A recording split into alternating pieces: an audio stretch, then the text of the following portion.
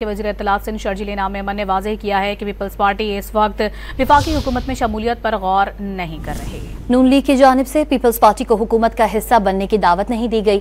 उन्होंने कहा कि मुस्तकबिल में हुकूमत ने तजवीज़ दी तो शायद गौर करें। जहाँ तक मेरी इत्तला है कि वफाकी हुकूमत की जानिब से रिसेंटली, शुरू में ज़रूर बातचीत थी, रिसेंटली ना ही ऐसी कोई ऑफ़र दी गई है कि पीपल्स पार्टी हुकूमत में आए। मैं रिसेंट की बात करूं, पहले डेफिनेटली वो थी, और ना पीपल्स पार्टी ज़ेर गौर कर रही है कि अभी ज़ेर गौर करे कि हम कोई हुकूमत का हिस्सा बने।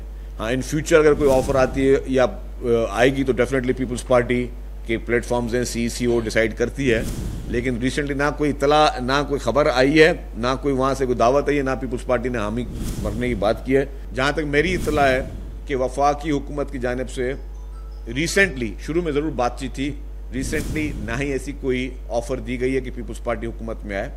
मैं रिसेंट की बात करूं, पहले डेफिनेटली वो थी, और ना पीपल्स पार्टी ज़ेर गौर कर रही है कि अभी ज़ेर गौर करे कि हम कोई हुकूमत का हिस्सा बने।